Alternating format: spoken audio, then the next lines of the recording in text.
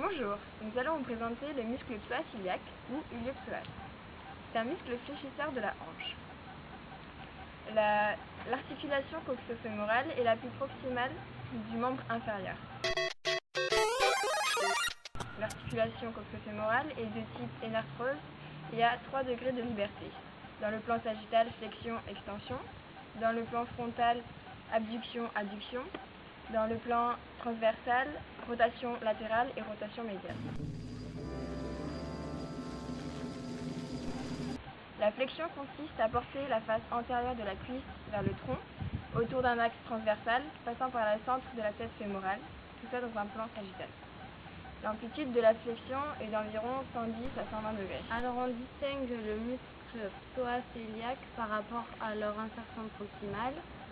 Donc le muscle psoas s'insère au niveau des corps vertébraux de T12 à L4 voire L5 et le muscle iliaque s'insère au niveau de la fosse iliaque interne au niveau de l'os coxal. Leur terminaison s'effectue au niveau de la face supérieure du fémur, au niveau du petit trochanter ou tubercule mineur. Leur innervation s'effectue au niveau du nerf fémoral en L2. Donc l'action du psoas iliaque en chaîne ouverte, donc l'extrémité proximale est fixe et l'extrémité distale est mobile, permet une flexion de hanche, puis une rotation latérale. En chaîne fermée, l'extrémité distale est fixe et l'extrémité proximale est mobile, permet une antéversion et un effet lordosant, donc ça permet d'augmenter la courbure physiologique du rachis. La rétraction provoque un flessum. Ça diminue l'amplitude de flexion de la hanche et donc le sujet il marche en salutation.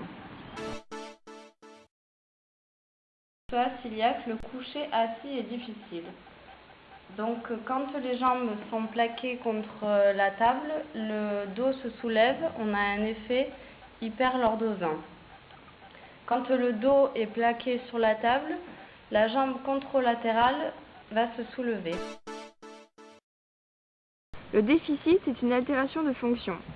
Elle provoque la diminution de la flexion active de la hanche. Donc le sujet fait une boiterie appelée fauchage. Donc ça élève le bassin. Pour l'aider à lever sa jambe, il met sa main dans la poche.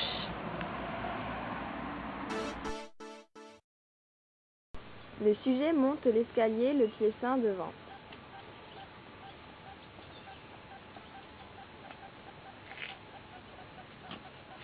Pour descendre les escaliers, le sujet doit passer en premier la jambe malade. Le testing.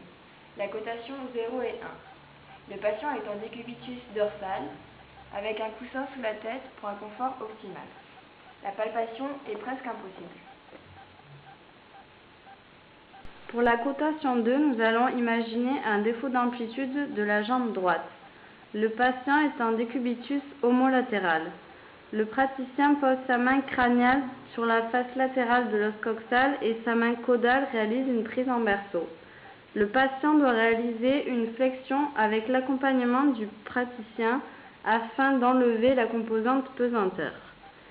Une fois terminé, on recommence ce test du côté contralatéral pour comparer l'amplitude de flexion des deux jambes.